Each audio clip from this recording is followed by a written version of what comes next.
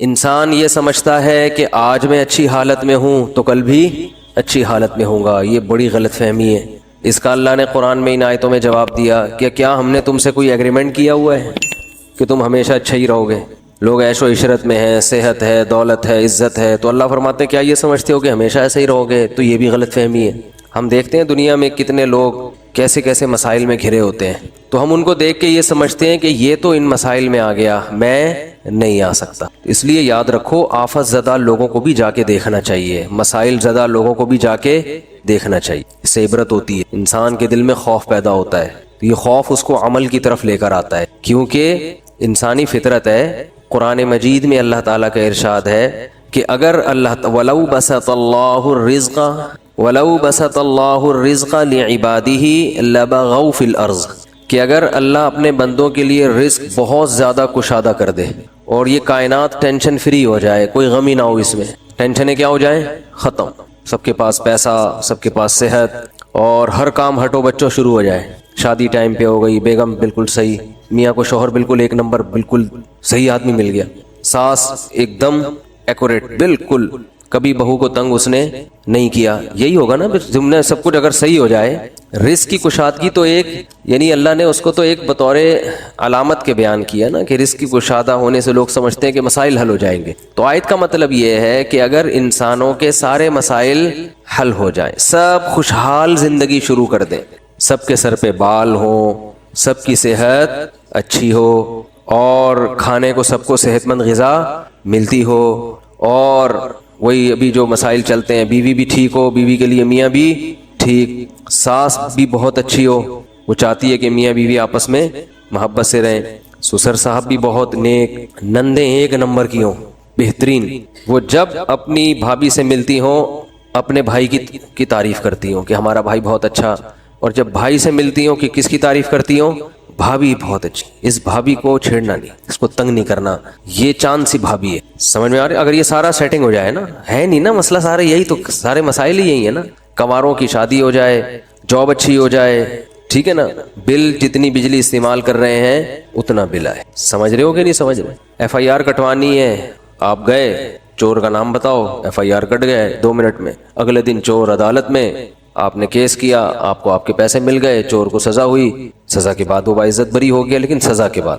تو یہ اگر نظام ہو جائے، اللہ فرما رہے ہیں کہ یہ سیٹ اپ ہو جائے، ہر چیز کیا ہو، ہٹو بچوں۔ وزیر اعظم نے انتخابات سے پہلے جو وعدے کیے تھے وہ پورے ہو رہے ہیں، پورے جو کہا تھا بالکل ایز اٹ از ہے بھائی، وزیر اعظم بننے کے بعد سب کام ہو رہے ہیں بھائی۔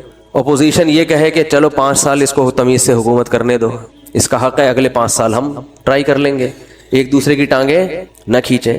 یہ تو کوئی بنتا نہیں ہے، بنتا ہے تو وہ اپنی ٹانگیں سنبھالنے میں اس کو زیادہ ٹائم لگتا ہے۔ ہمارے یہاں کوئی وزیر اعظم بنتا ہے نا، کوئی بھی، تو حکومت چلانے کے بجائے اس کو اپنی کرسی بچانے میں ٹائم۔ اب آپ کسی گورنمنٹ کے آفیسر کو کہیں بٹھاؤ کرسی پہ اور اسے بولو آپ کے ذمے یہ پروجیکٹ ہے، مکمل کرنا ہے، وہ بیچارہ صبح آفس پہ کرسی پہ آگے بیٹھا تو ایک بندہ آ کے کرسی کھینچ رہا ہے، تو وہ کرسی کو پہ ٹکنے میں زیادہ صلاحیتیں خرچ کرے گا، قوم کی خدمت نہیں کرے گا، اور اگر پہلے سے ہی نہ کرنا چاہ رہا ہو تو اور بہانہ مل جائے گا اس کو۔ تو اس کائنات میں، اس زمین میں کچھ صحیح ہو رہا ہے، کچھ الٹا پلٹا، کچھ صحیح، کوئی آپ کسی سے کوئی بات سمجھا رہے ہیں وہ سمجھ جائے، آپ کسی سے کوئی بات کر رہے ہیں وہ کیا ہو جائے، وہ بات سمجھ جائے، ایسا ہوتا ہے؟ سمجھاتے ہو اگلا سمجھ ہی نہیں رہا ہوتا، آدمی کہتے اس کو دیکھو پاگل ہو گیا۔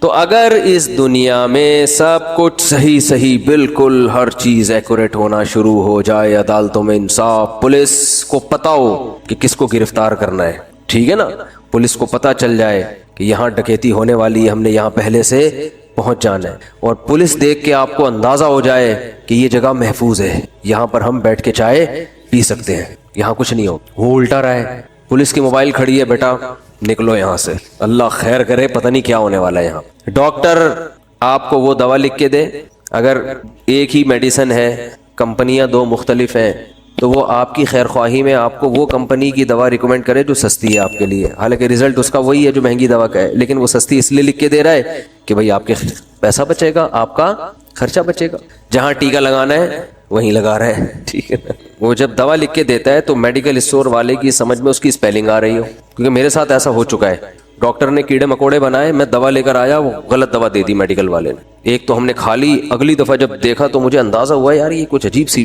لگ رہی ہے, یہ کچھ کیا دے دیا کیا, تو اس نے کہا سوری غلط دوا دے دی. تو وہ ڈاکٹر کی اسپیلنگ کی کیڑے مکوڑوں کی وجہ سے. ڈاکٹر نے لال بیگ بنایا تھا, وہ سمجھا کہ کیڑے مکوڑے بنے ہوئے ہیں, ٹھیک ہے نا, تو وہ کھٹمل سمجھا یا کچھ اور سمجھا. تو ہر چیز اگر تمیز سے ہو, نہ جعلی حکیم ہو, اور ڈاکٹر بھی بالکل فٹ فاٹ, حکمران بھی, فوج بھی اپنی ذمہ داریاں 100% پوری کر رہی ہو, اس میں بھی کرپشن بالکل بھی نہ ہو, ایک دم ہٹو بچو ہوگا, تو پتہ ہے کیا ہوگا, نظام عالم تباہ ہو جائے گا. اللہ فرماتے ہیں ہوگا یہ لبغوا فی الارض, مجھے سب بھول جائیں گے مجھے بھول جائیں, میرا انکار بھی ہوگا, میرے پیغمبروں کا انکار بھی ہوگا, میری کتابوں کا بھی انکار ہوگا, نماز روزہ ختم, حج ختم, اللہ سے دعائیں مانگنا ختم. لبغوا فی الارض, زمین میں سب اللہ کے باغی بن جائیں گے.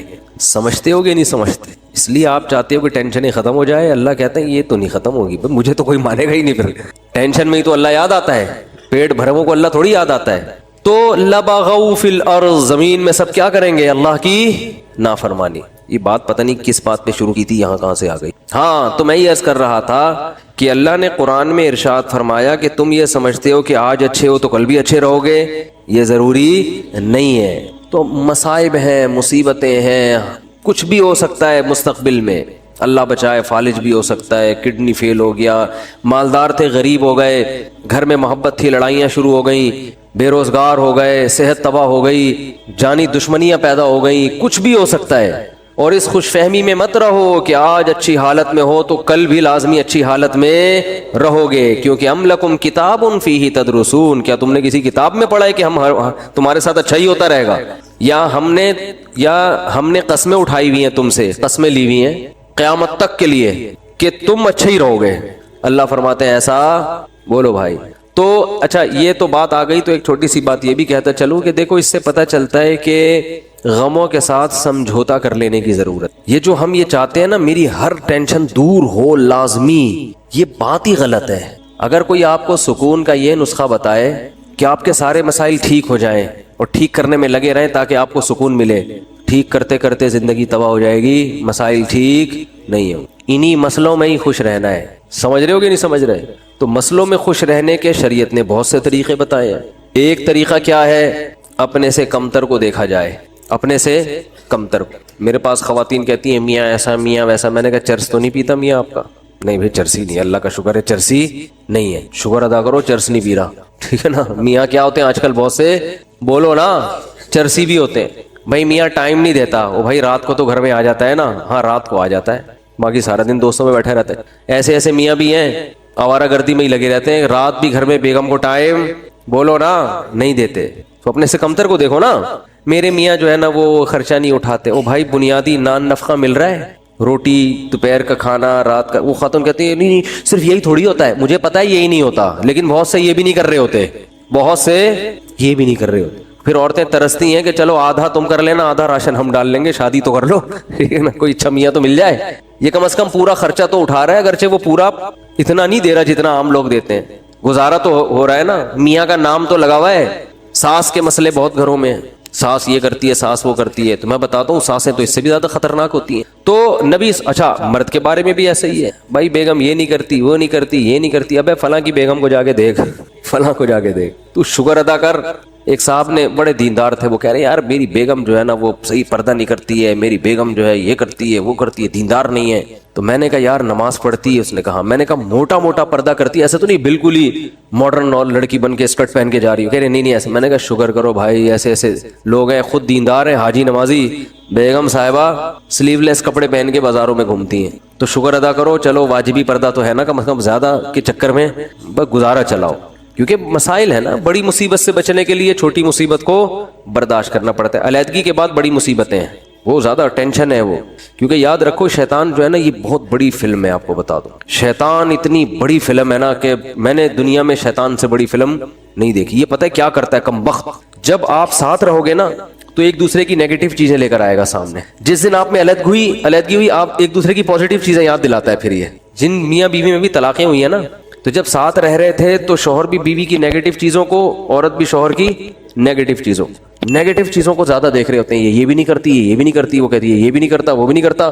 جب طلاق ہوتی ہے نا شیطان علیحدگی، پھر آدمی کہتا ہے یار اس میں تو یہ بھی کرتی تھی، یہ تو یہ بھی کرتی تھی، یہ تو یہ بھی. کہیں اور شادی ہو جائے گی نا، پھر آپ کہو گے یار پرانی والی کم از کم ایسی کمبخت تو نہیں تھی، اس میں اتنا تو شعور تھا یار. ٹھیک ہے تمیز سے بات نہیں کرتی تھی، لیکن یار اتنا تو تھا کہ اگر میں چائے کا بولتا تو چائے تو بنا کے دے دیتی تھی. یہ شیطان ہے. حالانکہ اب شریعت کہہ رہی ہے پرانی والی کو چھوڑو، اب نئی کی خوبیاں دیکھو. لیکن جب نئی ہوگی نا تو پرانی کی خوبیاں اور نئی کی خامیاں، اور وہ جب کہیں اور شادی کرے گی تو نئے والے کی خامیاں، پرانے والے کی خوبیاں. اور بتا بھی رہی ہوتی ہیں کہ آپ سے شادی ہو گئی، آپ جو ہے نا چلو جیسا بھی تھا میرا پرانا میاں، کم از کم جب بھی اس کو میں نے بولا خربوزے کا، اس نے خربوزہ لا کے مجھے دیا ہے، اور اچھی سبزی اچھی لاتے تھے وہ. ان کو تو ٹماٹر خریدنے نہیں آتے. یہ شیطان اتنی بڑی چیز ہے کہ آپ کو کیا بتاؤں. ہر چیز میں یہ کیا لے کے جاتا ہے؟ نیگیٹو. تو آپ نے شیطان کے الٹا چلنا شروع کر دو تو ہر چیز کیا ہو جائے گی؟ پازیٹیو ہو جائے گی. تبلیغ والے کیا خاندانی مثال دیتے ہیں. یہ گوروں کے پاس یہ موٹیویشن کی چیزیں آپ کو نہیں ملیں گی. دیکھو تبلیغی جماعت میں کوئی لمبا چوڑا سلیبس نہیں ہے کہ کوئی بڑی زبردست ورک شاپ کروائی جاتی ہو کہ جس میں جناب کوئی موٹیویشنل اسپیکر جنہوں نے یورپ سے ڈگریاں لی ہوں لوگوں کو گائیڈ کرنے کی، اور وہ جناب آ کے بڑی خاندانی قسم کے ہوٹل بک کرا کے بڑا پروفیشنل اسٹائل میں لوگوں کو سمجھا رہا ہو اور اس کے تجربے ہوں. ایسا کچھ بھی نہیں. لیکن موٹیویشن ایسی خاندانی ملتی ہے کہ ایک آدمی سال کی جماعت میں امیر بن کے مینیجر بن کے جاتا ہے بغیر تنخواہ کے. ایک سال مختلف قوموں کے، مختلف ڈیزائن کے، مختلف عمر کے لوگوں کو مینیج کر کے ان میں لڑائی نہ ہونے دینا، اور پورے سال کے بعد وہ واپس تمیز سے گھر آ جاتا ہے. 4 آدمیوں کو آپ ذرا 3 دن کے لیے بٹھا دو، پھڈا نہ ہو تو میرا نام بدل دینا، چاہے کتنے ہی پڑھے لکھے ہوں. کھانے پہ الگ پھڈا ہوگا ان کا، آج یہ پکے گا وہ کہے گا یہ نہیں پکے گا، تو آرڈر ہی چلا ہوتا ہے، لازمی ہوگا. یہ تو اس لیے نہیں ہوتا کہ جب پھڈے کا ٹائم آتا ہے تو ہم جدا ہو جاتے ہیں نا، بیٹھے گٹر کے ڈھکن پہ 2-4 گپ شپ لگائی، بات کی. پھڈا ہونے سے پہلے ہی کیا ہو جاتے ہیں؟ الگ. 3-4 دن کسی کے ساتھ رہو، ایک ہدف ہو، تو آپ دیکھو چھوٹی چھوٹی باتوں پہ جھگڑے شروع ہو جائیں گے. آپ کی چھوٹی چھوٹی باتوں، کھانے پہ جھگڑے شروع ہو جائیں گے. بہت دیکھیں ہم نے. 1 سال کی جماعت ہوگی، پیدل جماعت ہوگی، گرمیاں ہوں گی، گاؤں دیہاتوں میں لاکھوں پتی. امریکہ سے آیا ہوا آدمی بلوچستان کے پسماندہ علاقے میں ٹوٹے پھوٹی مسجد میں قیام کیا ہوا ہوگا. اس نے لوٹے سے استنجا کر رہا ہوگا، وہ ٹیشو سے پھر بھی بہتر ہے، بہرحال لوٹے سے کیا کر رہا ہوگا؟ استنجا کر رہا ہوگا. تو یہ موٹیویشن کہاں سے ملتی ہے ان کو بھائی؟ اس میں کیا الفاظ ہیں؟ 2-4 چھوٹے چھوٹے لفظ ہیں جو اسلام نے دیے ہیں اور وہ یاد کیے ہوئے. اسلام نے کیا کہا ہے بھائی؟ بدگمانی مت کرو، مثبت سوچو. یہ کہا ہے نا. صحابی نے عرض کیا تھا یا رسول اللہ، ایک صحابی نے دیکھا نا آپ کی کیا نیکی ہے کہ نبی نے آپ کو دنیا میں جنت کی بشارت دی. انہوں نے کہا کچھ بھی نہیں، رات کو سب سے دل صاف کر کے سوتا. رات کو سوتا ہوں تو کیا کرتا ہوں؟ دل صاف. کہ بھائی جس نے الٹی بات کی اس کو سیدھا کر لیتا ہوں. یہی ہوتا ہے نا کہ وہ یہ جو کہہ رہا تھا یہ غلط مطلب نہیں ہے، اس کا صحیح مطلب بھی لیا جا سکتا ہے. وہ فلاں جو مجھ پہ غصہ ہوا تو اصل میں حسد کی وجہ سے نہیں، اس کے دل میں میری اصلاح کا جذبہ بہت زیادہ ہے، اس لیے وہ ایکسائٹیڈ ہو گیا. سمجھ رہے ہیں کہ نہیں سمجھ رہے ہیں؟ دل صاف کر کے سونا یہ بہت بڑی نیکی ہے. تو وہ کتنا زبردست لفظ تبلیغ والے بولتے ہیں، پازیٹیو کوشش کرتے ہیں نا. آپ سوچو کہ بھائی بڑے کا ادب اس لیے کیا جائے کہ اس کی نیکیاں آپ سے زیادہ ہیں، اس کی زندگی زیادہ ہے تو اس کو زیادہ نیکیوں کا ٹائم ملا ہے، تو غالب یہی ہے کہ نیکیاں اس نے آپ سے زیادہ کی ہوں. چھوٹے پہ شفقت یہ سوچ کے کی جائے کہ اس کے گناہ آپ سے کم ہیں. کیا ہٹو بچوں مثال ہے یا نہیں بھائی؟ وہ ہم پتہ کیا کہہ رہے ہوتے ہیں، یہ چھوٹا ہے اس کو کیا پتا، میری نمازیں بھی اس سے زیادہ، میری زکاتیں بھی اس سے زیادہ. یہ تو بھی بچہ ہے کل کا، ابھی تو اس نے کوئی قربانی دی نہیں ہے، میں نے ماں باپ کی خدمت بھی اس سے زیادہ کی. اور بڑے کے بارے میں سوچتے ہیں کہ جو بدماشیاں میں کر رہا ہوں وہ اس نے مجھ سے زیادہ ہی کی ہوں گی. ٹھیک ہے نا؟ جو برائیاں مجھ میں ہیں، اس کی عمر 10 سال بڑی ہے تو 10 سال اس کے گناہ مجھ سے زیادہ ہیں. تو عقل کے لحاظ سے تو بات ٹھیک ہے، لیکن جب یہ ٹھیک ہے تو وہ بھی تو ٹھیک ہے نا کہ نیکیاں زیادہ کی ہوں گی اس نے. تو اسلام کہتا ہے کہ دوسروں کے معاملات میں آپ نے کیا سوچنا ہے؟ پازیٹیو. اس کی نیکیوں کی طرف توجہ اور اپنی خامیوں کی طرف توجہ، کہ میری برائیاں اس کی برائیوں سے زیادہ ہیں اور اس کی نیکیاں میری نیکیوں سے زیادہ ہیں. اس کا پتہ ہے فائدہ کیا ہوتا ہے؟ انسان ٹینشن لیس ہو جاتا ہے، ورنہ چڑھتا رہتا ہے بلا وجہ نا. آدھے مسئلے تو اسی وجہ سے پیدا ہو رہے ہیں، لوگوں سے نفرت کی وجہ سے. یہ اتنا برا، یہ اتنا برا، یہ ایسا کیوں، یہ ویسا کیوں، اسی سے ٹینشن میں آ رہا ہوتا ہے. تو اپنے آپ کو اتنا نیک سمجھنے کی ضرورت ہے ہی نہیں. کہتے ہیں کہ عزت ایسی چیز ہے جس کے حصول کی کوشش جس نے کی ہے نا اس کو نہیں ملی کبھی بھی, جس نے کوشش نہیں کی اس کو بہت مل جاتی ہے. تو ایک طریقہ تو یہ بتایا گیا کہ سوچو کیا پازیٹیو. دوسرا طریقہ بتایا کہ اپنے سے کمتر کو دیکھو, کہ جو آپ کو پیسے نہیں ہیں آپ کے پاس تو ان لوگوں کو دیکھو جن کے پاس اتنے بھی نہیں ہیں. ایک صاحب کا فون آیا, 5 سال سے بے روزگار ہوں, گھر میں بھی صلواتیں ہیں, باہر بھی صلواتیں ہیں, ٹینشن میں. میں نے کہا بھائی جان گھر تو ہے نا, چلو صلواتیں سننے کو مل رہی ہیں لیکن گھر والوں نے نکالا تو نہیں نا, چھت تو ہے نا. یہ جو فٹ پاتھوں پہ پڑے ہوئے ہیں نا ان کے پاس رات گزارنے کے لیے چھت میسر. میں نے کہا گھر میں ناشتہ بھی مل رہا ہے, دوپہر کھانا بھی مل رہا ہے, صلواتیں سنانے کے بعد مل رہا ہے لیکن مل رہا ہے نا. اور صلواتیں باپ دادا کی طرف سے مل رہی ہیں نا, کوئی یہ تھوڑی کہ پڑوسی سنا رہے ہیں, وہ تو اپنے لوگ ہیں. تو اس لیے میں لوگوں سے 2 باتیں لازمی کہتا ہوں کہ ہسپتالوں میں بیماروں کو جا کے دیکھا کرو, جو خطرناک بیمار پڑے ہوئے ہیں نا, کوئی فالج میں نظر آئے گا, کوئی ڈائلسس پہ ہوگا, کوئی کیا عجیب عجیب آپ کو بیمار نظر آئیں گے. دوسرا ایدھی سینٹر کے مردہ خانے چکر لگا لو آج اس لیے کہہ رہا ہوں کہ پھر اگلے ہفتے تک بھول, یہاں سے جب بیان کے لیے جاؤ نا, بیان سے فارغ ہو کے تو ایدھی سینٹر کے مردہ خانے کو ذرا ٹچ کرتے ہوئے. قبرستان میں تو اصل میں اس لیے عبرت نہیں ہو رہی, وہ مردہ تو نیچے چلا گیا نا, نظر تو آ نہیں رہا. وہ جب آپ عیدی سینٹر کے مردہ خانوں میں جاؤ گے تو بڑے بڑے فنٹر آپ کو برف کی سیلوں پہ لیٹے ہوئے نظر آئیں. بڑی امیدیں تھیں, ہم یہ کریں گے, ہم یوں کریں گے, ایسا کریں گے. فی الحال بحریہ ٹاؤن میں 3 پلاٹ تو لے لیے, ایک اور ہو جائے, طارق روڈ کی 2-4 دکانیں بھی ہو جائیں, ذرا آباد علاقہ ہے, اور دوسری شادی بھی ہو جائے. مفتی صاحب کے بہت سارے ہم نے بیانات سن لیے, اور پھر ایک سر دبائے گی, دوسری پاؤں دبائے گی, ٹھیک ہے نا. ایک صاحب مجھے کہنے لگے میں دوسری شادی کا سوچ رہا ہوں کیونکہ میرے گھر میں بیگم جو ہے نا وہ کام کاج کرتی ہے, میری خدمت وہ کپڑے وپڑے استری نہیں ہوتے, تو ایک اور آ جائے گی تو اس کا کام کیا ہو جائے گا, ہلکا ہو جائے گا, وہ استری کر دے گی یہ گھر کے. میں نے کہا میرا خیال ہے کوئی مریخ سے آیا ہوا آدمی ہے بھائی تو, کیونکہ اس زمین میں لوگ اس طرح کی باتیں, نارمل آدمی اس طرح کی باتیں نہیں کرتا. مریخ سے آیا ہوا ہوگا کہیں سے, اس کو پتہ ہی نہیں زمین میں. میں نے کہا تو کر کے تو دیکھ. کہہ رہے ایک روٹی پکائے گی, دوسری سالن پکائے گی. میں نے کہا ایک روٹی سے, جس بیلن سے روٹی پکاتی ہے نا, ایک اس بیلن سے تیرا سر دھونے گی, اور دوسری جس چمچے سے کھانا پکاتی ہے اس چمچے سے وہ چمچہ تیرے سر پہ چلائے گی. تو آپ کہتے ہو یا تو کبھی ترغیب دیتے ہو کبھی ڈراتے ہو. تو میں ترغیب دیتا ہوں مگر اس نیت سے نہیں کہ ایک پاؤں دبائے گی تو ایک کھانا پکائے, یہ نہیں ہوگا. ہو سکتا ہے دونوں کو ہوٹل سے کھلانا پڑے لا کے, کہ تم چپ کر کے بیٹھ جاؤ, لڑو نہیں, خدا کا واسطہ کھانا میں پکاؤں گا. تو یہ سب چیزیں یہ سوچ کے کرنے کا کہتا ہوں میں.